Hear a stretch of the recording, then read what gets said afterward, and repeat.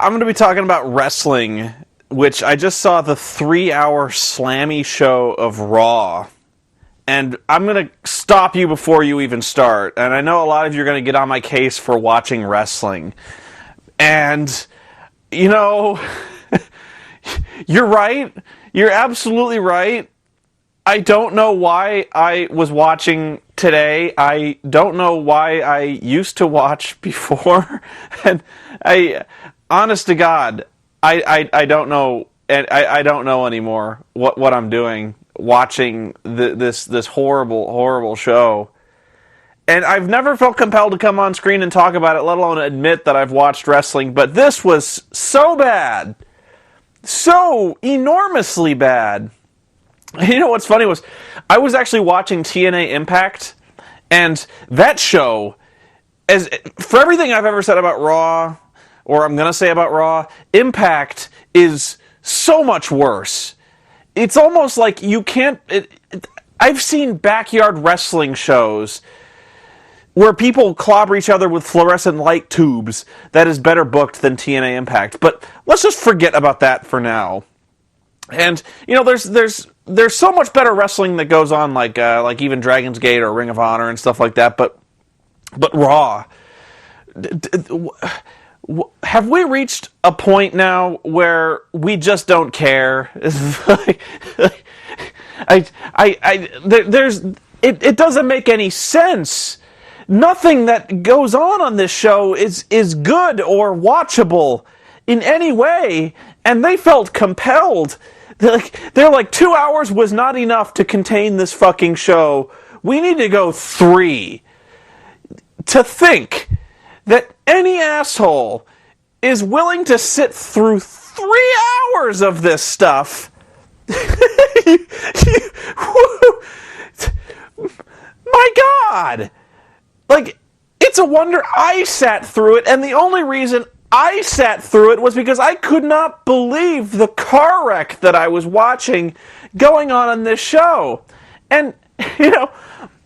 I can't, to talk about this show, you have to talk about Tables, Ladders, and Chairs, the pay-per-view that was on the night before. I was just reading the recaps, and I can't believe what was going on. I cannot believe how pathetic and tame and just worthless this show is. And I think it all starts with, for some reason now, they've become so afraid of violence on their wrestling show that for like 2 pay-per-views in a row now, they have had to stop a match. Just stop. Cold. When a wrestler has started bleeding.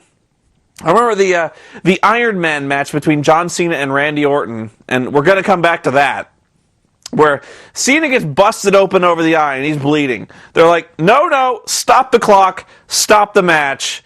We have to sew this up. So they glue his head shut. And so there's a ladder match between Christian and the gold standard Shelton Benjamin, in which Christian accidentally, gets a cut under his eye. Stop the match. Stop. They have to stop the bleeding in this match before we can proceed. This is so unconscionable to me. Like, what is the crowd supposed to think? Just for years, from the beginning of wrestling, from the beginning of time, we've seen blood in wrestling matches. Wrestlers gigging has been just to think we're just not doing it anymore. Is unbelievable. Oh, sorry. Drop my mic here. But like Ric Flair, one of the biggest legends in the wrestling business, he would cut himself every night. If you actually get a close up of Ric Flair, his face is like this wasteland of scar tissue. And like, we're not doing that anymore. Nothing. No. We're not going to have people get hurt on the wrestling program. And, it just slays me. I think what really killed me about TLC was the match between Batista and The Undertaker in a chairs match. And you know what? I don't even think they've ever clarified up till now what a chairs match is. Like, I get that it's a match with chairs, but I don't think anybody was really clear on this. Like, was that it? Okay, so during this match, Batista gets the win by, I think the ref gets hurt, or gets kind of mashed in the corner, and so, Batista hits a low blow, he punches him right in the sack, and then waffles him with a chair, and then pins him, and you're like, alright, that's your match, and like Batista's celebrating with his title, and out comes Teddy Long. And my brother had a big problem with this one because, well, Teddy Long comes out and he goes, you know, this isn't going to fly like this, player, because chairs may be legal in this match, but low blows are not. So we're going to restart this match, and we're going to do it right this time. And of course, Undertaker kicks him in the face with a chair, and gets tombstones him and wins, and we're all happy, right? It's, the logic here. Okay, so you can beat a man mercilessly with a chair. You can pound a man with a steel folding chair into unconsciousness. You can beat him beyond recognition. There's no disqualifications for this. You can murder the man with a chair, and that's fine. But you punched him in the sack. Oh no, that we can't have that. That's not legal. Stop the match. No. So, and my brother had so many problems with this one that I didn't even come up with. You know, my problem was like, in a ladders match, in a ladder match, they hang the belt above the ring. There's no disqualifications in a ladder match. You can, I assume you can punch a guy in the groin in a ladder match. I've never seen a DQ in a ladder match. A tables match. A tables match does not end until someone goes through a table, which is stupid. But let's just roll with that logic. If somebody punched the guy in the groin and then threw him through a table, would Teddy Long then come out and go, "This is a tables match. We're not punching anyone in the groin. That's just wrong." But no, here's our chairs match, where and my brother said, what if he hit Undertaker in the groin with the chair and then pinned him? And I was like, that's a really good question, because he hit him with the chair, which is legal, but he hit him in the groin, which apparently is not. Okay. So, and our new world champion, by the way, or WWE champion, there's 2 belts now, is Sheamus. And I'm not even going to go on about how Sheamus has so not paid his dues in the wrestling business, but let's just, you know, if you were going to protect John Cena, who the only thing he sells is merchandise, the only way you would ever have him lose the match is in a tables match, wherein the only way you can beat the guy is to throw him through a table, which essentially proves nothing, settles nothing. So, you know, the only thing that's been proven in a, like, if you pin the guy, you've beaten him, you know. There's been something established here. But you throw the guy through a table, and all you've proven is that you were able to throw him through a table. And that's the title. The title has now changed because of that. Does it make Cena a bad wrestler? Does it prove that Sheamus is better? No, it proves that he got thrown through a table. So, Sheamus, breakout superstar of the year. And, you know, I guess that makes sense, because at least it wasn't Drew McIntyre, because the only thing I remember Drew McIntyre doing was beating up Fit Finlay for about 8 weeks in a row. So, Sheamus, you know, I would love to see that guy under a black light. You'd probably go blind, that albino motherfucker, but anyway, I guess I should talk about the Raw, the 3-hour Raw. That's okay. So, Dennis Miller comes out, and immediately you know he's in trouble. So, talk about a waste of intellect and talent. like, just watching Dennis Miller come out and try to entertain these people with his very intellectual brand of comedy, actually using words that have more than 2 syllables. And just watching the ice cold reception, just you kind of expected him to be like, this thing on cha-cha, and you were just watching that in the first 5 minutes immediately made me think, like, why am I watching this? I'm so much better than this. Because, like, if you had all identified with Dennis Miller, you knew that Dennis was just like, why the fuck? Why am I doing this? Why Raw? Why here? I'm about to bring out an 8-foot-tall fucking Irishman who is... He's paler than the skin on my ass. My ass has never seen daylight, and it's darker than fucking Sheamus. And does Sheamus have a first name? Are we really just going to call him Sheamus now? Or is he John Sheamus? I remember hearing somebody botch that. Was it Cole who did that? I don't remember. You'll have to excuse me. I'm so blown away by the assness of this show.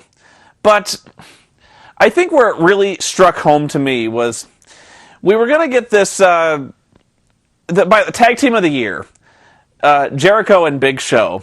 And by the way, other than DX, I would defy you to name another tag team in the WWE, because the tag team division in wrestling has been dead, and has been dead for, 10 years? Like, this tag team wrestling is pathetic. God.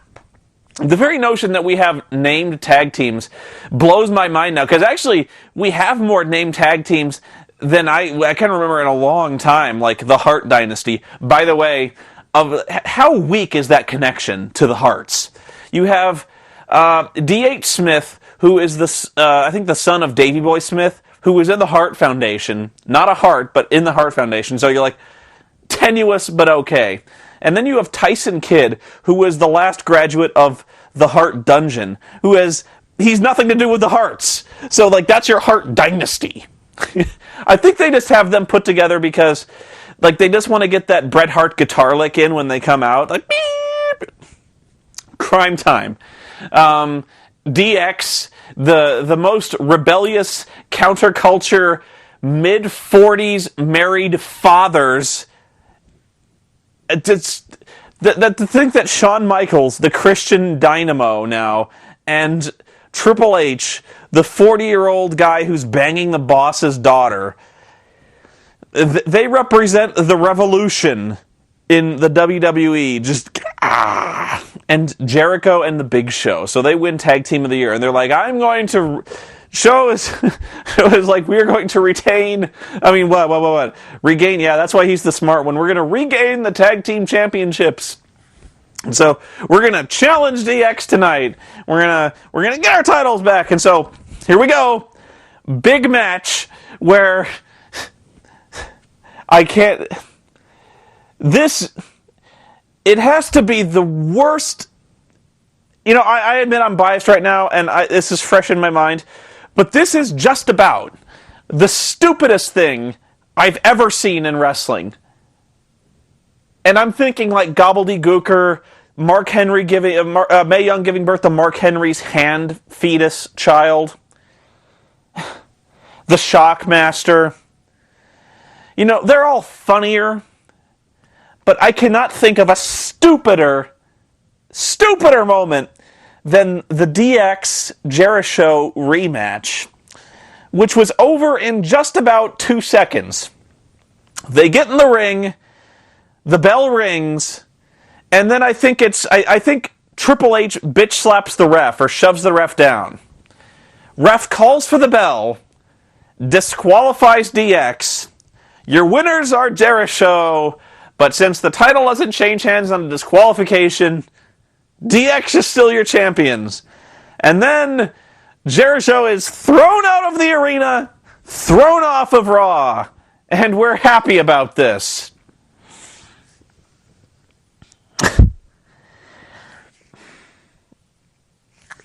I cannot count the ways in which this is stupid. So we're just basically admitting now. What are we admitting? The tag team division is and has always been and always will be a sham.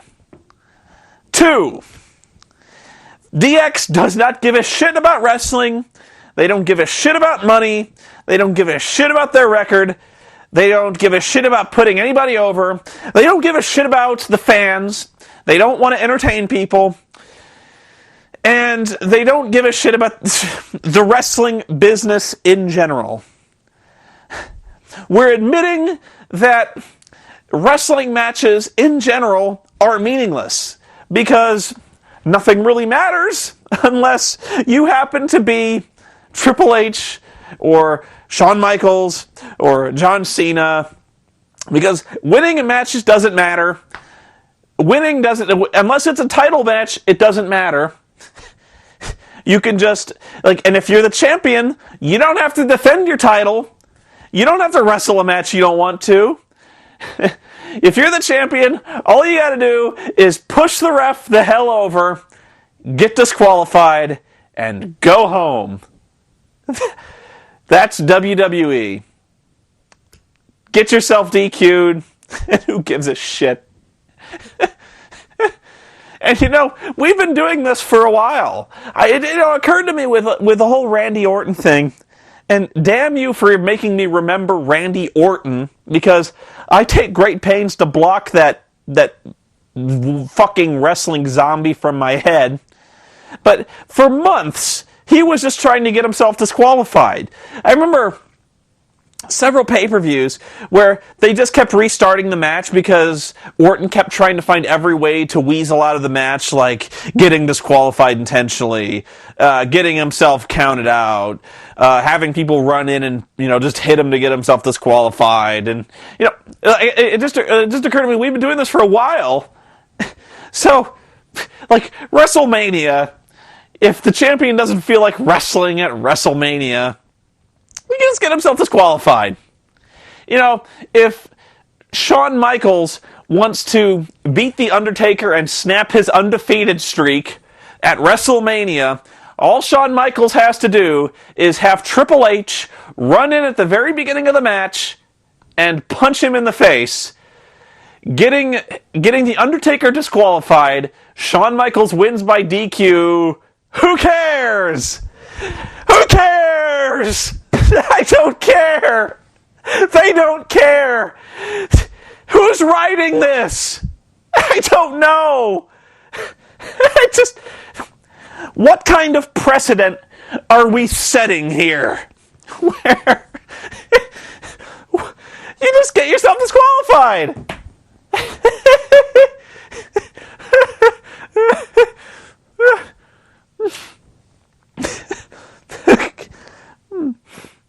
I don't know anymore. Why indeed do we watch this show?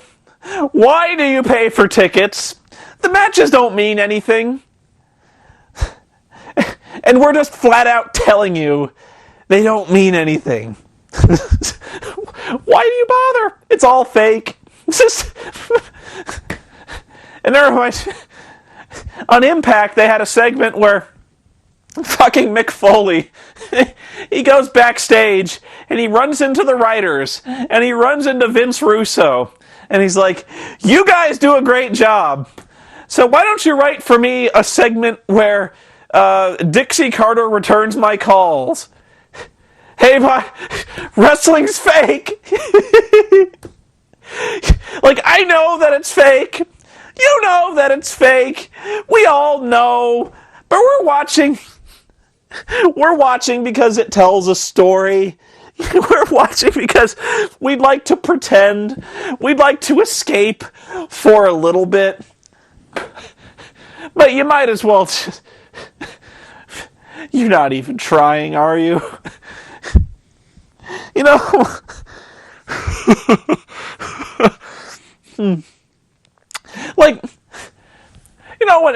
When I do my show, I do my fucking stupid show, and something happens in a movie, and you cut away to the movie, to me, with like this really goofy reaction on my face, like I'm watching the show, like I'm watching the movie, we're like, we'll need a lot more hemp before we're through, and I'm like, and you're like, that's Spoony, he's so funny, he just saw that on screen. You know I'm not watching that on screen. You know I'm not really watching the movie. It's written, it's scripted, I'm doing reaction shots, I'm acting. But,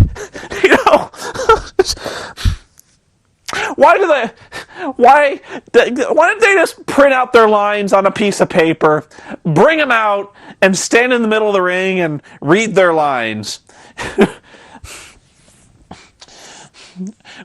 Why don't they just show clips from the video game? Why do we need people? There's more blood in the video game now than there is in the fucking show. The matches in the games are better now than in the show. You can actually hit a guy in the head with a chair in the game, but no, we have to protect. We can't have blood and violence on the wrestling show, which has been a part of wrestling from Hulk Hogan.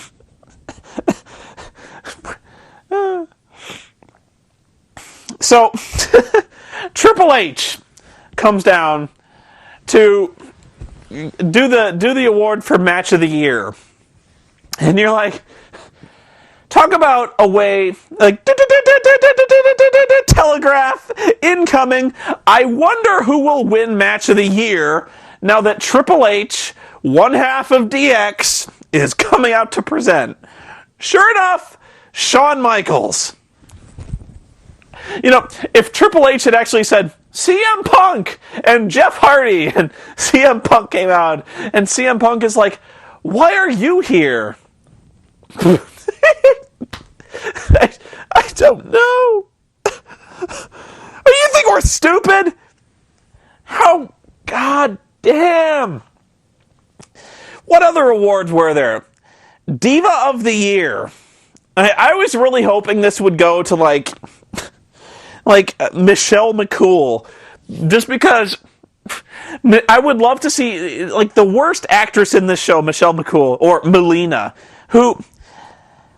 What fucking happened to Melina? It must the SmackDown editors coming to Raw must have been the worst thing ever happened to Melina, because how long has she been on Raw?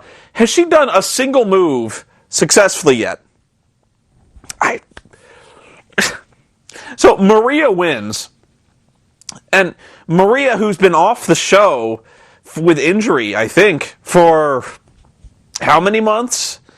And they do this 7-on-7 Divas match. And a Divas match which lasts for about a minute. And I don't know why I'm complaining about that, because the shorter you can have those fucking losers in the ring, the better, because they can't wrestle. And I think they only had the two women who could actually wrestle in the ring. I forget who it was. Was it... you know what? Now that's it was probably Alicia Fox, but I know they had Mickie James in there, with pretty much the only one who can wrestle. And this those were the only two women who wrestled in his 7-on-7 Divas tag match. Two chicks wrestle. It's over in about a minute, which is just as well, because I can't imagine watching those women try to wrestle in those dresses they had coming out. My God. What else happened? I remember when they introduced Triple H, Dennis Miller is like, the show, Triple H. When he's supposed to be the game, Triple H. And I don't know how Dennis screwed that up, because he was fairly obviously reading off a teleprompter the entire time. So that was puzzling. Excuse me. So they have this tournament to determine Superstar of the Year. No, wait, I gotta go back. So, the Oh My God moment of the year, which has now become the Oh My moment of the year, because now we can't say Oh My God. We can't say Oh My God. We don't want to offend anybody on our wrestling show.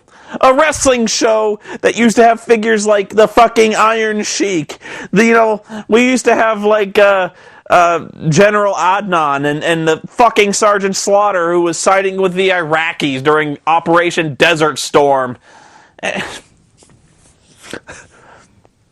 So, the oh my moment of the year, which should have been this whole fucking show, was, out of all the moments they could have chosen, somehow they chose Michael Cole throwing up at the Thanksgiving show.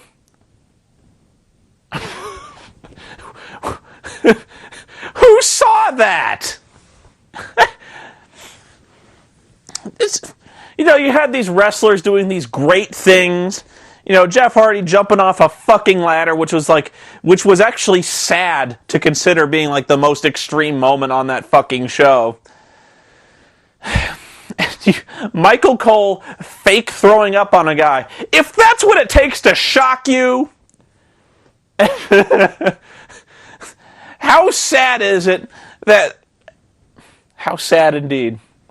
Okay, so we have this tournament to determine the superstar of the year, and this is trouble. So the first match is John Cena versus CM Punk. And, I don't know why I let this surprise me anymore, but CM Punk's jobs out in like 3 minutes. And he jobs out to the STFU. He taps out like a bitch. John Cena, through this whole thing, he no-sells everything. He no-sells a DDT on the floor because the only thing he sells is merch.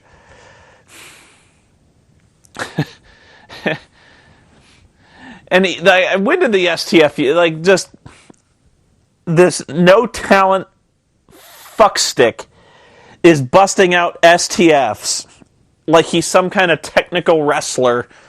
It makes you ill. And the fact, what did CM Punk do? I can't imagine. You could have run up. You could have slapped Linda McMahon in the face, and I don't think you could have pissed Vince off. You could have. I don't even know what. What did CM Punk do? When did he become the jobber bitch of the WWE? How far has he fallen? Really? So, John Cena comes back, and he's like, I'm sorry. I disappointed everybody, but I'm going to win my title back, and I'm not going to lose a single match until WrestleMania. And so I thought maybe what they might do, here's me thinking again, was they might do this thing where Cena immediately loses his next match, and he's like, damn it, where he, that's his WrestleMania feud, somebody beats him, The Undertaker maybe, or Undertaker just kicks his ass. And he's like, what am I doing? I've hit rock bottom, and so WrestleMania gonna be Undertaker and Cena. That might be a good match.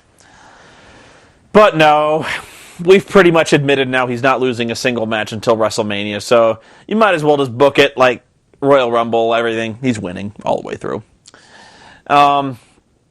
Randy Orton versus The Undertaker, and, you've really got to work for it when you are slower than The Undertaker to the ring. But Randy Orton somehow has done this.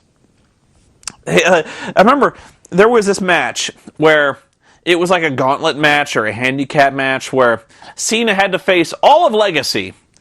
And it was Cena had to face Jericho and the Big Show and then face Randy Orton. So Cena beats Jericho, but he's all beat up. It took everything he had to beat Jericho. Then Big Show just comes in and just annihilates him. He knocks him out with his fist. He beats him up with a chair, gets himself disqualified, but he doesn't care. He starts ramming the chair into his spine. He's beating the shit out of him. Cena's dead. Just dead. Randy Orton starts to come out, and he comes out so slowly, it literally takes him, and I'm not saying literally, it's 5 minutes of just really slowly walking to the ring. It takes him a commercial break. He comes back, he's still coming to the ring. By now, Cena's better. You know, I know at the best of times, Cena wouldn't sell a beating like that for Orton, but, like, to think that you actually gave the guy 5 minutes to recover. So, Randy Orton and Undertaker, they wrestle a match, and the only guy who will sell less for a guy than Cena is the Undertaker, because he has to be so protected that he won't lose to anybody. But if you're going to make him lose, you might as well have it be a count-out victory. So, sure enough, it's about a 2-minute match, and Undertaker gets counted out. So, here's where the rock bottom starts. So the finals for the Superstar of the Year. John Cena and Randy Orton, or as I prefer to call it,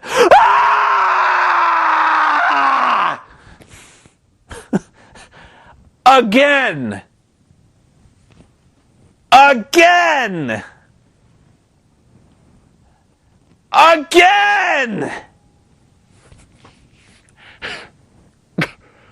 You know,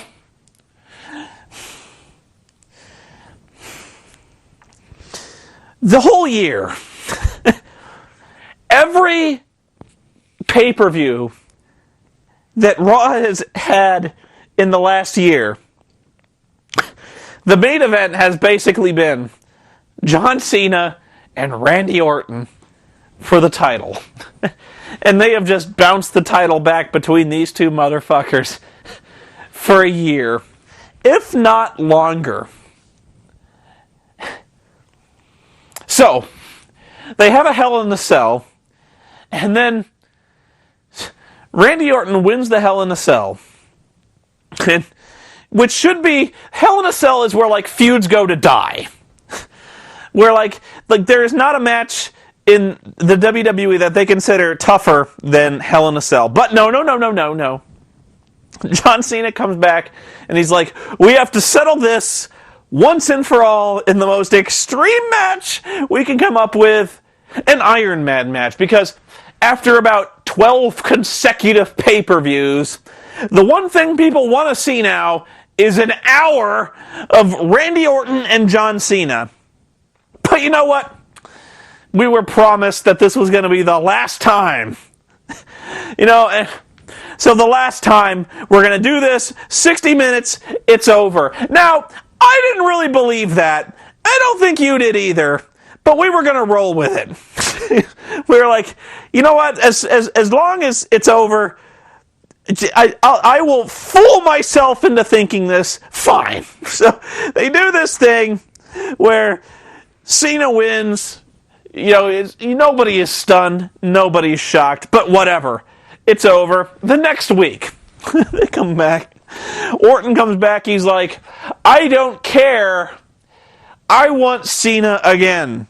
Now, he doesn't get Cena again. But, like, the story, week after week after week on Raw, is Orton like, I have to get a title shot against Cena again. How do I do this?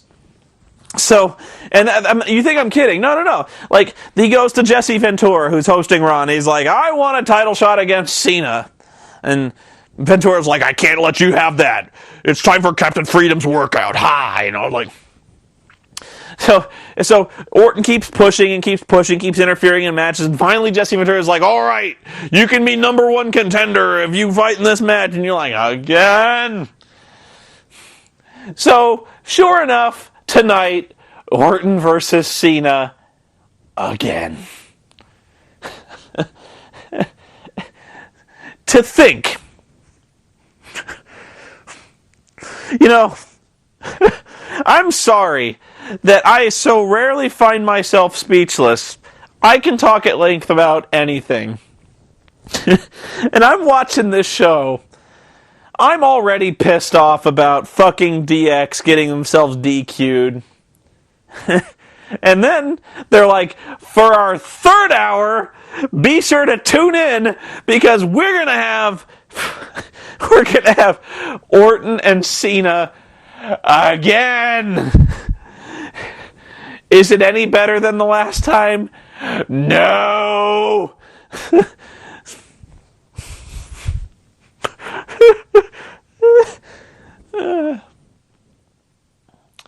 And it will stun none of you to learn that Cena wins.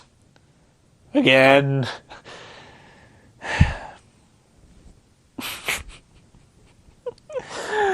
I know, I know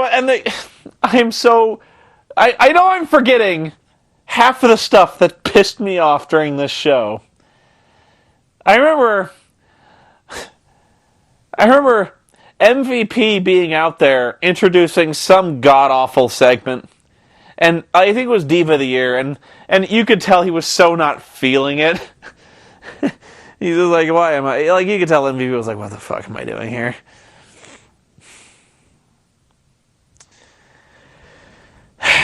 So that was Raw. Wouldn't recommend it. In fact, I wasn't even really watching. I haven't really watched Raw in a long time. And I know it seems like I remember a lot about this, but I wasn't really watching. I was taking my tutorials for my Adobe software. Like, I'm trying to learn this stuff. And I can smell. Like, you can smell the stupidity coming off the screen. And so, like, after every tutorial, I'm looking back going, like, has this somehow gotten stupider? And it has!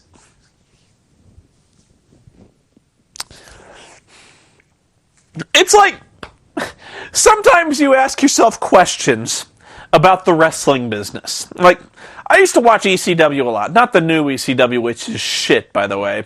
But I used to watch the old ECW. And, a lot of people talk about ECW like it was some golden age, like it was flawless wrestling. It was garbage. It was pretty well crap most of the time. Now, it did have good wrestling on it. But you had to look for it. But ECW's big thing was there was no disqualifications in any match, which was really tiresome because that meant, like, anything could happen, There was, like, the booking was just all over the place. There was nothing to it. Like, there'd be people winning titles that weren't even booked for the pay-per-view. So, it was frustrating in its own way, but the example that springs to mind for me was, like, there's no DQs in a match, and yet they would have tag team wrestling. So my point is, like, it's one of those unwritten rules where in a no DQ match, in a tag team match, people still tag in and out, and you ask yourself, why? Why do they tag? I don't know. Like, it's not like they're going to get disqualified. And so, if a team just kind of jumped over the rope and started fighting 2-on-2, you might kind of scratch your head and be like, well, that makes sense. But there's certain other things that just kind of occur in wrestling that you would be like, you ask yourself the question, why doesn't the wrestler just get himself disqualified if the title doesn't change hands on a DQ? And then you immediately answer yourself the same question by going, that would be really stupid. And nobody would watch wrestling if that happened. Well, you know what? They just did it. It's Thunderdome. The belts are meaningless. The championships, in general, are just little toys now. They don't mean anything, because now the champion can never lose his belt. He can just not show up. He can get himself disqualified. It doesn't matter. None of it matters. I was going to go on some kind of rant about chairs matches, like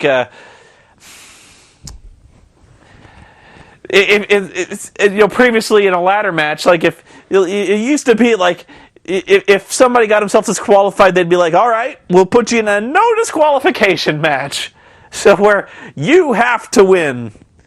No, we don't have to do that. Why don't we just bring a gun to a no disqualification match? Let's just answer ourselves that question. All right, let's just do that. Like, it's like, I'm the here. Hang on a second. I'll be right back.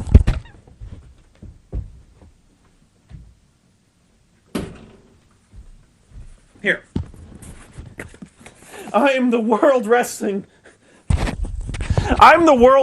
Federation champion. Right here. And you know what? I don't feel like defending my title. I'm just gonna punch the referee whenever I want. And as soon as Teddy Long comes out and he's like, no, I'm gonna put you in a chairs match. I'm gonna punch the guy in the balls, and then I'm gonna hit him with a chair. He's like, no. You can't hit a guy in the balls in a chairs match. It's a no disqualification match now. So I'm just gonna take out my .45 and I'm gonna shoot John Cena. And assuming he sells that, I've just killed the guy. I pin his corpse, and I win. That's pro wrestling, folks. Who gives a shit? I don't. It's a scam, and it's not real to me anymore.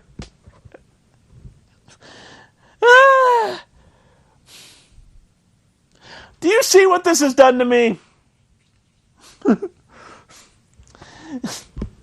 And you know what's really scary? I mentioned this before. Hang on. The sad part is, Impact is worse. I know. Impact. I wasn't even watching Impact until recently. And if you think I'm wrecked after this, you should have seen me after I watched last week's Impact, which was not even by far. That was actually one of the better Impact shows last week. Oh my god. You know what? I would almost suggest you watch Impact over this. Because when it comes to bad wrestling, when it comes to bad booking, WWE is just starting. Like, they're just getting used to cranking out shit of this magnitude. Impact has been doing this for about 2 years now. Oh, yeah. They've refined their shit into a finely honed craft. And it's only going to get better. Or, it's only going to get funnier. Because Hulk Hogan has just joined TNA Wrestling. And if you think it's bad now, wait till you see Hogan, brother, because we're going to get into legendary territory here. Vince Russo and Hulk Hogan. Wrestling. Yeah. I've probably gone on for about 3 hours now, and I hope it was more entertaining than the 3 hours you wasted on the fucking Slammies. I hope so. I hope it made more sense. I'm going to go drink heavily now, and I may never stop.